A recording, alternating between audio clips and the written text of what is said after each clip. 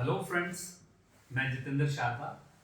आज हम बात करेंगे जेनरिक एंड ब्रांडेड मेडिसिन के बारे में। एक कॉमन मैन से लेकर एक फार्मा प्रोफेशनल तक के मन में हमेशा ये क्वेश्चन रहता है कि actually branded and generic medicine में डिफरेंस क्या है। अगर हम बात करें ब्रांडेड जेनरिक की, तो इसके लिए थोड़ा सा हमें बैकग्राउंड में जाना पड़ेगा। पहले समझना पड़ेगा कि एक ड्रग का नॉमेनक्लेचर कैसे किया जाता है।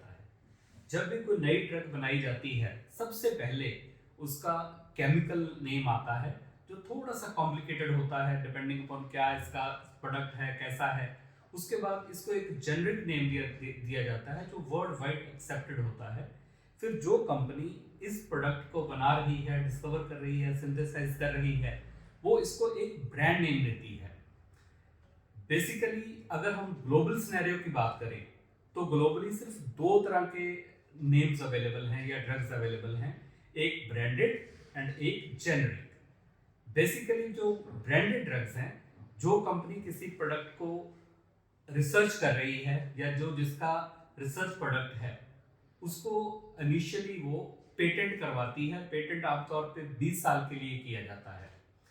पेटेंट क्यों होता है? क्योंकि हर एक कंट्री की गवर्नमेंट ये चाहती है कि जो भी प्रोडक्ट मार्केट में आ रहा है वो ज़्यादा से ज़्यादा बेटर हो, पहले वाली ड्रग से अच्छा हो, ज़्यादा बीमारियों से लड़ने की क्षमता रखता हो। पर इस रिसर्च प्रोसेस में बहुत सारा एक्सपेंडिचर आता है, टाइम कंज्यूम होता है, इसके अलावा रिसोर्सेज लगते हैं। तो उस चीज़ को कंपनसेट करने के लिए गवर्नमेंट पेटेंट की प्रोविजन देती है। जब भी कोई नई ड्रग मार्केट में आती है तो उसको एक्सटेंसिवली टेस्ट करना पड़ता है। पहले प्री क्लिनिकल ट्रायल्स होते हैं जो यूजुअली एनिमल्स पे किए जाते हैं। फिर फेज 1 क्लिनिकल ट्रायल्स होते हैं जो छोटे छोटे ग्रुप्स में होते हैं, जिसपे ड्रग की एफिकेसी या इसके साइड इफेक्ट्स के बारे में बेसिकली पता किया जाता है। उसके बाद फेज 2 क्लिनिकल ट्रायल्स होते हैं जो कुछ 100 ऑफ पेशेंट्स पे होते हैं, जिससे डॉक्टर इस ड्रग की एफिकेसी को सर्टन किया जाता है। And finally phase 3 clinical trials होते हैं, जिसमें इस ड्रग का पूरा सेफ्टी प्रोफाइल, इसकी एफिकेसी एंड इसके साइड इफेक्ट प्रोफाइल, सारी चीजें एक्चुअल पेशेंट्स पे जांची जाती हैं, जो एक बड़े ग्रुप में थाउजेंड्स ऑफ पेशेंट्स पे डिफरेंट प्लेसेस पे किया जाता है। तो इस सारे प्रोसेस में लगभग 8, 10, 15 साल लग जाते हैं। तो जब एक ड्रग मार्केट में आती है फॉर एक्चुअल सेलिंग, तो पेटेंट जो कंपनी का रिसर्च है उसके पास 5 से 7 साल यूजुअली बचते हैं इसके पेटेंट के। ड्यूरिंग दिस पीरियड ये कंपनी इस प्रोडक्ट को एक्सक्लूसिवली सेल करती है, कोई दूसरी कंपनी इस प्रोडक्ट को नहीं बनाती। जब इसका पेटेंट एक्सपायर हो जाता है, फिर बाकी कंपनी ये सेम प्रोडक्ट को एज अ जेनरिक मार्केट में लॉन्च करती है। जेनरिक जो ग्लोबली चलता है उसमें क्या है, उसमें कोई ब्रांड नेम नहीं होता। जो ड्रग का जेनरिक नेम है उसी पे ये ड्रग बनाई जाती है। जो अब जेनरिक ड्रग मार्केट में आई है, उसका जो कॉस्ट है वो रिलेटिवली लोअर होता है, बिकॉज इन कंपनियों ने कोई इसके रिसर्च में, कोई डेवलपमेंट में खर्चा नहीं किया होता। तो बिकॉज ऑफ दिस ये कंपनी की जो दवा जेनरिक में आई है वो सस्ती होती है।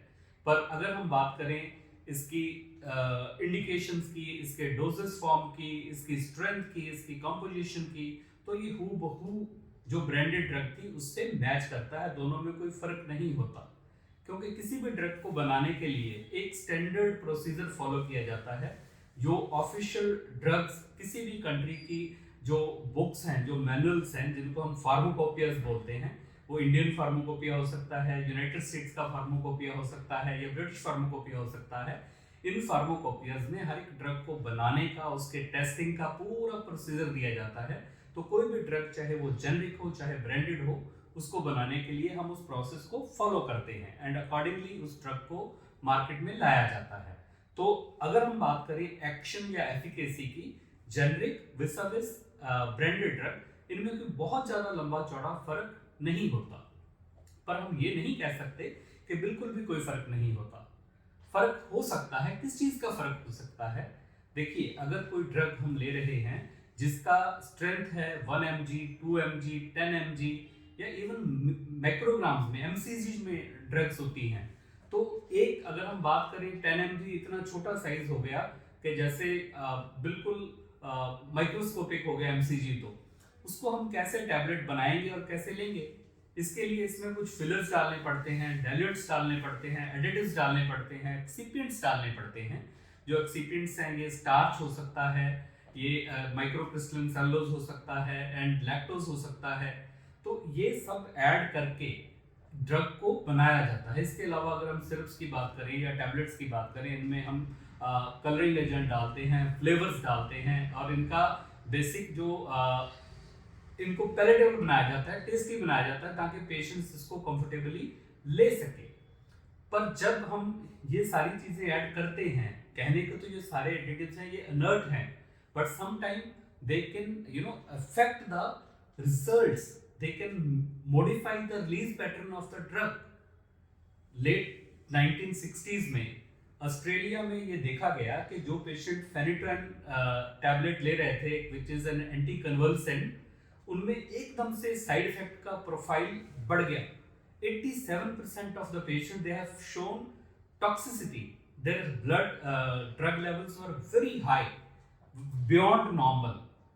जब इन्वेस्टिगेशन कमेटी ने रिसर्च किया, फाइंड आउट किया, तो रीजन सामने आया कि ड्रग को बनाने वाली कंपनियों में से एक ने उसका जो एक एक्सिपिएंट था उसको चेंज करके उसकी जगह पे लैक्टोज डाल दिया था। पहले कैल्शियम डाइसल्फेट डाइहाइड्रेट यूज किया जाता था, उसकी जगह पे जैसे लैक्टोज ऐड किया, because lactose was quickly soluble, तो इमीडिएटली ड्रग रिलीज हुई बॉडी में, इमीडिएट उसने असर दिया, बिकॉज ऑफ विच इसके साइड इफेक्ट्स बढ़ गए।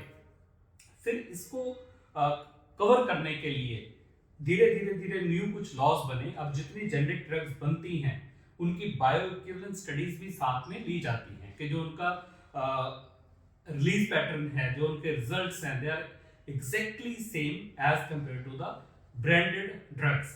पर फिर भी ये जो डिसीजन है, जो ड्रग्स लो थेराप्यूटिक इंडेक्स में, जब नैरो थेराप्यूटिक इंडेक्स की ड्रग्स हैं जिनमें डोजेस बहुत कम होती है, उनमें ड्रग को लेने से पहले हमेशा डॉक्टर से कंसल्ट करना जरूरी है। देखो जो जेनेरिक ड्रग्स हैं ये पेटेंटेड ड्रग्स का एक सस्ता विकल्प हो सकती हैं, 100% हैं, और मोस्ट ऑफ द केसेस में, मोर देन 90% केसेस में ये सक्सेसफुल भी रहती हैं। पर फिर भी जहां पे बहुत ज्यादा कम डोजेस में ड्रग जा रही है, 1 mg 2 mg एमसीजी में, जैसे अपनी थायराइड की ड्रग्स होगी या हाइपरटेंशन की, डायबिटीज की ड्रग्स हो गई, इनको जेनेरिक पे शिफ्ट करने के लिए हमेशा डॉक्टर की सलाह लेनी चाहिए और ग्लोबली ऐसा ही किया भी जाता है।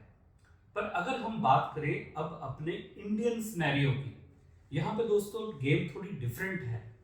इंडिया में ब्रांडेड जेनेरिक सेम है जैसे वर्ल्ड वाइड है, पर इंडिया में एक नई क्लास है जिसको हम कहते हैं ब्रांडेड जेनरिक्स। तो क्या है ये ब्रांडेड जेनरिक्स? इसको समझने के लिए हमें ये समझना पड़ेगा कि एज अ कंट्री आप जानते हैं कि we are world's most populated country now, and हमारे यहाँ पे लगभग 10,000 से ज़्यादा फैक्ट्रीज हैं, यहाँ पे मेडिसिन बनाई जाती हैं। 20,000 से ज़्यादा ऐसी कंपनियां हैं जो मेडिसिन को मार्केट कर रही हैं इंडिया में। तो इतनी बड़ी पॉपुलेशन की नीड्स को कैटर करने के लिए we need more and more drugs. हमें बहुत ज़्यादा ऐसे ब्रांड चाहिए जो हम मार्केट में पेशेंट्स को दे सकें और उनकी हेल्थ का ध्यान रख सकें, हेल्थ को टेक केयर कर सकें। पर इस सिनेरियो में अगर हम देखें, एक नया कंसेप्ट जो जुड़ा है ब्रांडेड जेनरिक का, ये क्या है? इंडिया में हम जो जेनरिक प्रोडक्ट्स हैं उनमें भी ब्रांड नेम लिख सकते हैं। ये ऐसा अलाउड है जो ग्लोबली नहीं है कि इंडिया में generic drugs can come with a brand name. नहीं तो क्या होना था कि जो रिसर्च प्रोडक्ट जिसका था वो ब्रांड नेम यूज करता, बाकी सारी कंपनियां सिर्फ जेनरिक नेम से। जैसे हम बात करें इन केस ऑफ पैरासीटामोल, बाकी सब लिखती पैरासीटामोल और जिसका वो रिसर्च ब्रांड था वो उसका ब्रांड लिखता, कैल्पोल लिखता, या जो भी अपना उसका रिसर्च कंपनी है वो अपना ब्रांड नेम यूज करती। पर अब इंडिया में अगर आप देखेंगे you will find 100 of paracetamol brands.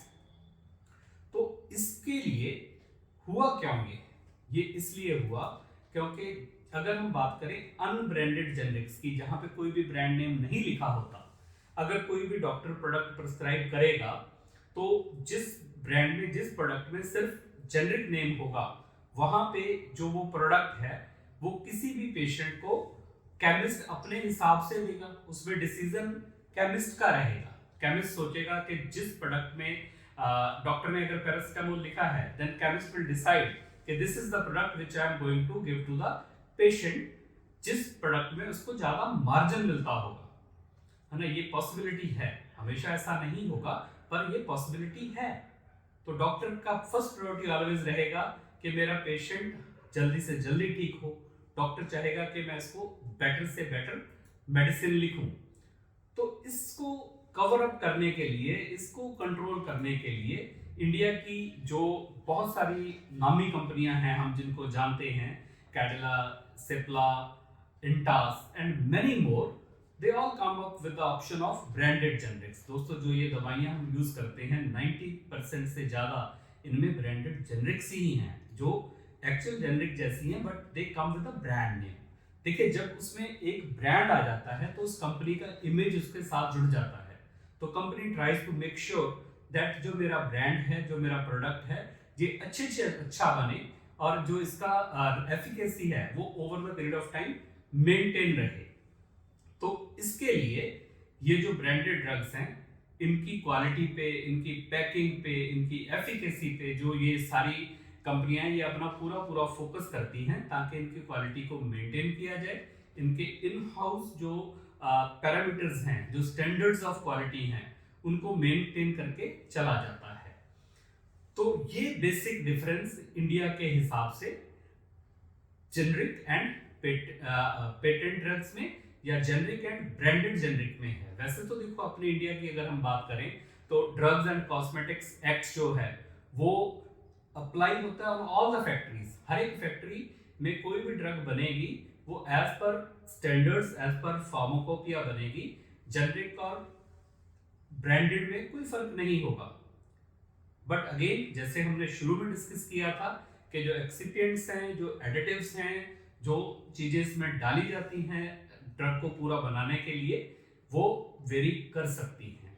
तो ये एक ऐसा डिसीजन है जो बड़ा सोच समझ के डॉक्टर की सलाह से लेना चाहिए कि whether we should go for a generic drug और we should go for a branded drug और we should go for a branded generic drugs. So दोस्तों, आई एम श्योर ये आपको कुछ इंफॉर्मेशन इससे मिलेगी कि ब्रांडेड ड्रग्स, जेनरिक ड्रग्स और ब्रांडेड जेनरिक्स क्या हैं। कभी कभी एक और भी हम टर्मिनोलॉजी यूज करते हैं, मार्केट में सुनते हैं कि जी ये एथिकल ड्रग है और ये जेनरिक ड्रग है। देखिए, कोई भी ड्रग अनएथिकल नहीं होती। एथिकल ड्रग्स क्या हैं? ये बेसिकली ड्रग को मार्केट करने का तरीका है। जो ड्रग्स डॉक्टर द्वारा प्रिस्क्राइब करी जाती हैं उनको एथिकल ड्रग्स बोला जाता है। जो केमिस्ट अपने आप से दे सकता है उसको हम ओटीसी प्रोडक्ट्स बोलते हैं। इसके अलावा एक नई टर्मिनोलॉजी है जो अगेन ड्रग को मार्केट करने का तरीका है, उसको पीसीडी ड्रग्स बोला जाता है। तो ये सारी क्या हैं, इसके बारे में हम आगे बात करेंगे। Thank you very much. I hope you will enjoy your day.